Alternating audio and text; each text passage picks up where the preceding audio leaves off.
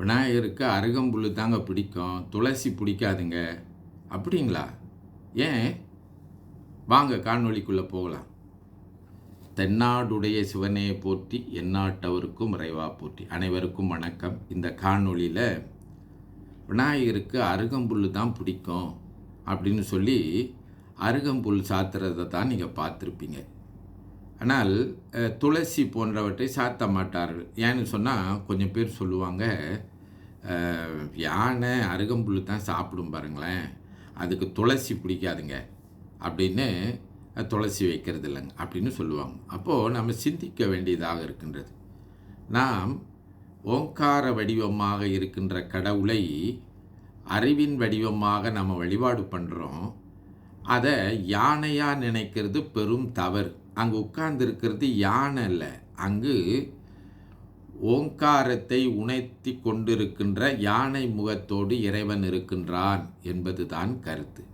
அப்போ அந்த அடிப்படையில் சரி, இந்த விநாயகருக்கு அருகம்புல் தான் பிடிக்கும், துளசி பிடிக்காதுங்கிறது எப்படி வந்துச்சு அப்படிங்கிறத எதை வச்சுக்கிட்டு சொல்கிறாங்க அப்படின்னா, இந்த புராண செய்திகளை அடிப்படையாக வைத்து கொண்டு சொல்கின்றார்கள். இந்த புராண செய்திகளை நாம் உள்வாங்குகின்ற போது ரொம்ப கவனமாக வாங்க வேண்டும்னு ஏற்கனவே சொல்லியிருக்கேன். இதற்கு 2 நிகழ்ச்சிகளை கணேச புராணத்தில் சொல்கிறாங்க. ஒன்று, இந்த துளசி தேவி என்று ஒரு பெண் விநாயகரை திருமணம் செய்து கொள்ள வேண்டும் என்று மிகவும் பிடிவாதமாக இருந்தாலாம். விநாயகர் அந்த பெண்ணை திருமணம் செய்து கொள்ளாமல் தவத்திலே மூழ்கி விட்டார் என்று சொன்ன பிறகு அந்த பெண்ணாக துளசி தேவி எனப்படுபவள் உங்களுக்கு துளசியை பிடிக்காமல் போகட்டும் என்று சொன்னாளாம். அப்படி அவள் சொன்னதுனால அன்றிலிருந்து விநாயகருக்கு அந்த துளசி என்கின்ற மாலையை, அந்த மூலிகையை பயன்படுத்துவது இல்லை என்று ஆகிவிட்டது என்று ஒரு புராண செய்தி இருக்கின்றது. மற்றொன்று, அனலாசுரன் என்கின்ற ஒரு சூரன். அந்த சூரன் அனல்னாலே நமக்கு தெரியும் இல்லைங்களா? அவன் உடல் முழுக்க ரொம்ப சூடாக வெப்பமாக உள்ள ஒரு சூரன்.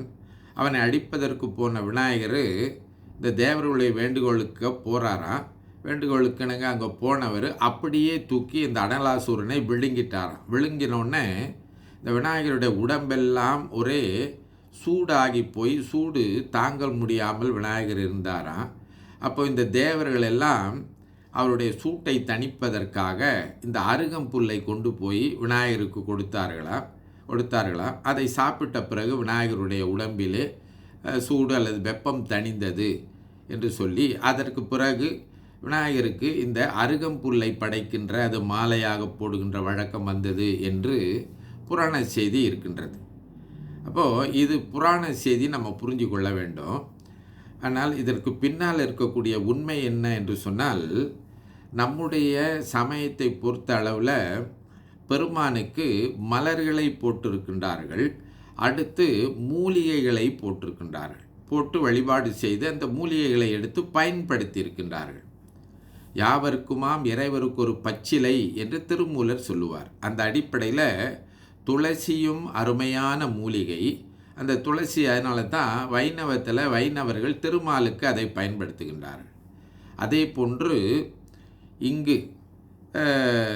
அங்கு திருமாலுக்கு பயன்படுகின்ற ஒரு நல்ல மூலிகை எப்படி இங்கு விநாயகருக்கு பயன்படாமல் போகும் என்று நம்ம சிந்திக்க வேண்டும் இல்லைங்களா? அதே போன்று அருகம்புல் என்பதும் உடலுக்கு குளிர்ச்சி தரக்கூடிய ஒரு அருமையான மூலிகை.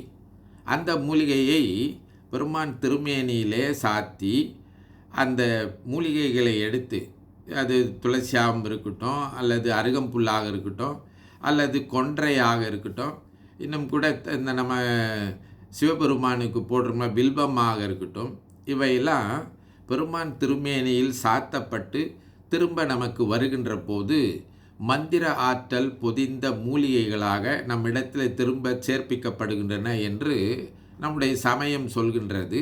அதை நம்முடைய அறிவர்கள், சித்தர்கள் சொல்லி வைத்தார்கள். அதனால் விநாயகருக்கு அருகம்புல் தான் பிடிக்கும், துளசி பிடிக்காது என்பது தவறான கருத்து. அதே போல் இந்த கடவுளுக்கு இந்த மூலிகை தான் ஒற்றுக்கொள்ளும், மற்ற மூலிகை ஒத்துக்கொள்ளாது என்பது தவறான கருத்து. ஒரு இந்த புராண அடிப்படையிலும் இன்னும் மற்ற ஏதோ அடிப்படையிலும் இந்த பழக்க அடிப்படையிலும் இந்த சம்பிரதாயம்ன்றாங்க இல்லைங்களா, அதன் அடிப்படையிலும் தான் இந்த இந்த பூ, இந்த மூலிகை, இந்த கடவுளுக்கு என்று சொல்லி வைத்திருக்கின்றார்கள். நாம் அதனுடைய உண்மை ஆராய்ந்து பார்க்கின்ற போது எல்லா மூலிகைகளும் அந்த ஒன்றாயிருக்கின்ற கடவுளுக்கு ஏற்புடையதான். அது மக்களுக்கு நன்மை தரக்கூடிய மூலிகைகளாக இருக்க வேண்டும் என்றுதான் நம்முடைய முன்னோர்கள் அறிவர்கள் சொல்லி வைத்திருக்கின்றார்கள் என்று குறிப்பதனால விநாயகருக்கு துளசி போட்டால் தப்பாகாது. அதே போன்று அருகம்புல்லை மற்ற கடவுள்களுக்கு போட்டாலும் தப்பா ஆகாது என்பதை கருத்தில் கொண்டு இந்த கடவுளை அந்த வடிவத்தை வைத்து ஒரு முடிவுக்கு வரக்கூடாது என்பதை நாம் சிந்தித்து பார்க்க. விநாயகரை யானை போல நினைக்கிறதும் இல்லையா, இதெல்லாம் கடவுளை நாம் சிறுமைப்படுத்துவது போல ஆகிவிடும். அதனால் விநாயகருக்கு துளசியும் பிடிக்கும், அருகம்புல்லும் பிடிக்கும் என்பதை நாம் கருத்தில் கொண்டு வழிபாட்டில் மூலிகை என்பது தான் முதன்மையே தவிர இந்த புராண அடிப்படையில் சொல்லப்படுகின்ற செய்திகளை வைத்துக்கொண்டு நாம் குழப்பமடையக்கூடாது என்கின்ற சிந்தனையை இந்த அளவிலே சொல்லி விடைபெறுகின்றேன். தென்னாடுடைய சிவனே போற்றி, எந்நாட்டவருக்கும் இறைவா போற்றி. திருச்சிற்றம்பலம்.